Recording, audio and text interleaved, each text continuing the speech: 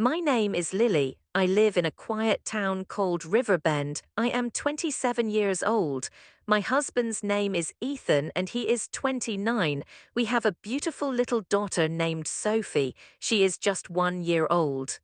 Her soft brown curls, her big curious eyes. When she laughs, it feels like sunlight pouring into every corner of my heart. When Ethan and I got married 4 years ago, we didn't have much. We lived in a small rented room in someone else's house. It had a tiny bed, a mini fridge, and a little table. It wasn't ours, but we were together, and that was enough. We dreamed about the future often. We wanted to buy a house, a place of our own where we could plant flowers, raise a family, and grow old together. But houses were expensive in Riverbend, too expensive, so we made a simple, honest plan. Let's save, we said. Let's start small, buy a little house first. Later, when we can, we'll find a bigger one. It was not a grand dream, it was a real one, and it was ours. But not everyone agreed with our plans. Ethan's mother, Mrs. Collins, thought differently. Why waste time, she said. Buy a big house now, dream bigger. We tried to explain we didn't have enough money, we just wanted to be careful. We wanted to build slowly, brick by brick. But Mrs. Collins was insistent. I will help, she promised. Ask your parents too. Together you can make it work. It sounded tempting, especially when we found out I was pregnant. One evening after dinner, I told Ethan the news. I was so nervous my hands shook, but when I said the words, he smiled wider than I'd ever seen before. He hugged me so tight he almost lifted me off the ground. We're going to be parents, he whispered. We laughed, we cried. We dreamed together. At that time, we had just enough saved for a small, simple home, but Mrs. Collins had other ideas. Don't buy small, she said. I will help. You can handle a bigger mortgage. You won't regret it. She smiled warmly. When the baby comes, I'll take care of her. You both can work. You'll have nothing to worry about. And I believed her. I was so thankful. I thought, we are lucky. So we bought a bigger house, 3 bedrooms. A tiny backyard with 2 cherry trees, a kitchen with windows that caught the morning sun. It was more than we dreamed of. We painted the nursery pale yellow. Ethan spent weekends building a small wooden crib. We were ready. Or at least we thought we were. Sophie came into the world one rainy Thursday night, tiny, perfect, strong. When I held her for the first time, her tiny fingers curled around mine. I kissed her forehead and whispered, "You are my miracles." I stayed home with her for 3 months. Every day was bottles, diapers, lullabies. I barely slept, but I was the happiest I had ever been. And then, just like she promised, Mrs. Collins came. Every morning at 8 a.m. sharp she would arrive. I would kiss Sophie goodbye and head to work. Grateful, hopeful, confident. We thought we had built the perfect little life. Until one Monday morning, everything changed. I had just packed my lunch. I was tying my scarf when Mrs. Collins sat down heavily on the couch. "Lily," she said, "I need to talk to you." I froze. She looked serious. Her voice was soft, almost guilty. "I can't take care of Sophie anymore," she said. I stared at her, not understanding. "I'm tired," she continued. "I want to enjoy my life now. I want to travel, meet my friends, take painting classes." "But you promised," I whispered. "I did help," she said, "but now I need my own time." So I didn't remember much of that day after. I just remember sitting at the kitchen table with Ethan that night. The house around us felt bigger, emptier. We stared at our cold dinner plates. "What do we do now?" he asked softly. I had no answer, only tears.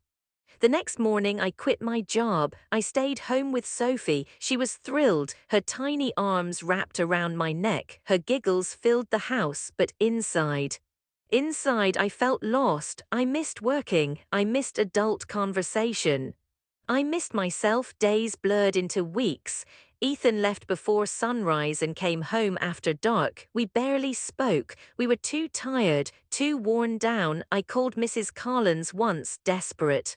Maybe just 1 or 2 days a week, I pleaded, but she was busy, park walks, painting classes, book clubs. She had a new life now without us. I felt abandoned, betrayed, alone. Why make promises you don't intend to keep?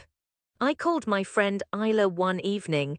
She had a baby boy the same age as Sophie. I poured my heart out, the broken promises, the endless exhaustion, the quiet sadness. She listened patiently, and then she said something I will never forget.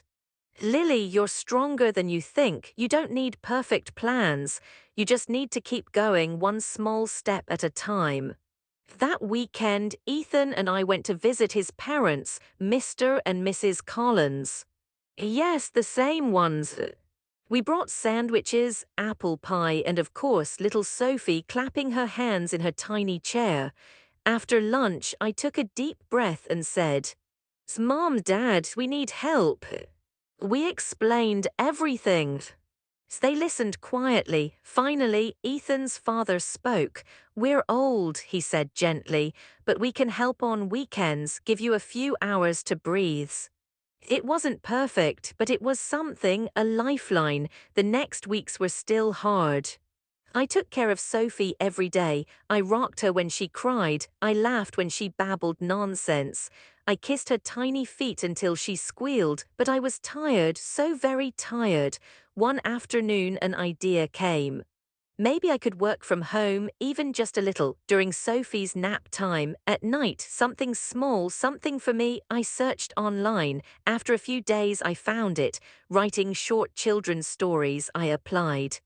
And a week later, I got my first job. Small pay, tiny tasks, but it felt huge. It felt like hope. I told Ethan that night. He smiled, eyes full of pride, kissed my forehead. I'm proud of you, he whispered. And for the first time in a long time, I felt proud of myself too. Then one sunny afternoon, the doorbell rang. It was Mrs. Collins. My heart tightened. She wore a new dress. Her hair was freshly cut. Hi, dear, she said warmly. May I come in? We sat at the kitchen table. Sophie played nearby. There was an awkward silence. Then she said, Lily, I know I hurt you. I know I broke a promise I should have kept. I'm sorry. Her voice cracked. Tears filled my eyes. She reached out and held my hand. I can't come every day, she said, but maybe I can help once or twice a week if you still want me. Hope bloomed quietly in my chest. That would mean everything, I whispered. After that day, she came on Tuesdays and Fridays. She sang songs to Sophie. She brought toys and soft little dresses. She kissed her granddaughter's cheeks and called her my little sunshine. And I forgave her, not all at once, but day by day. Life was still hard. Ethan worked long hours. I worked during naps. I cleaned, I cooked, I kissed boo-boos, I sang lullabies, but we kept going, one small step at a time. And somehow, through the tiredness, through the broken promises, through the unexpected detours, we built something strong, something real, something better than we had ever planned, because families aren't perfect, but real love. Real love shows up even after mistakes, even after hurt, even after anger. Real love tries again. If this story touched your heart, don't forget to like, comment, and share, and tell me, what does family mean to you? I would love to hear your story.